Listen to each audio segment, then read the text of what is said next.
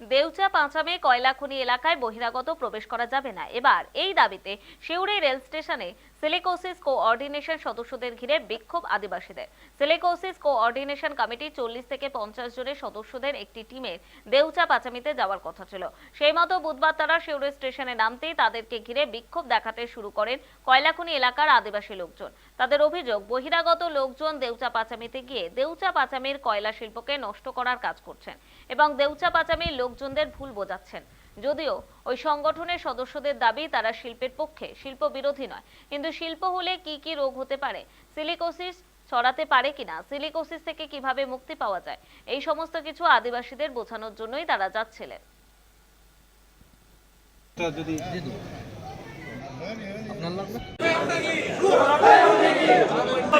এতগুলো লোক এখানে রয়েছে, পুলিশের অফিসার সবচেয়ে ডিএমকে ডেপুটেশন দেওয়া আছে, চিঠি দেওয়া আছে, এখানে থেকে এরা ইনস্ট্রাকশন দিয়েছে।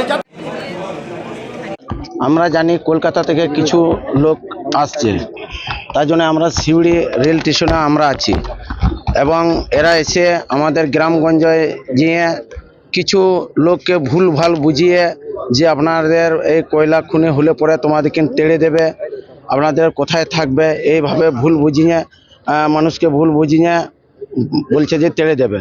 এবার আমাদের শিল্প চাই, আমাদের যাতে শিল্প হোক, এইটাই আমরা চাইছি।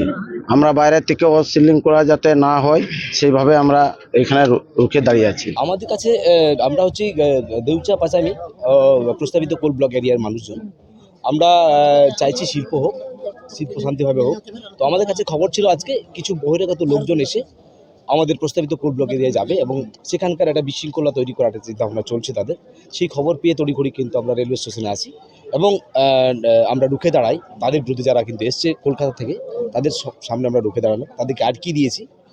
আমরা সে সমস্ত ব্যক্তিদেরকে আমরা আমাদের প্রস্তাবিত কোল ব্লক এরিয়া আমরা যেতে দেবো।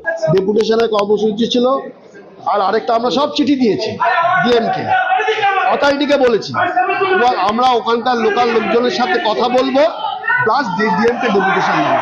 এখানে সব খবর আগে চলে এসছে, একদম প্ল্যান মাফিক স্টেশনে দাঁড় করিয়ে দিয়ে প্রশাসন আমাদেরকে আটকাচ্ছে।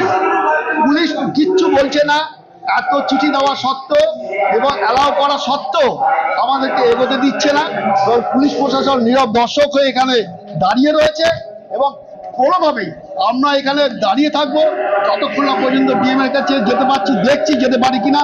যা পরিস্থিতি এরা তৈরি করেছে, পুলিশ প্রশাসন সহ পুলিশ নীরব দর্শকের মতো দাঁড়িয়ে রয়েছে সহ।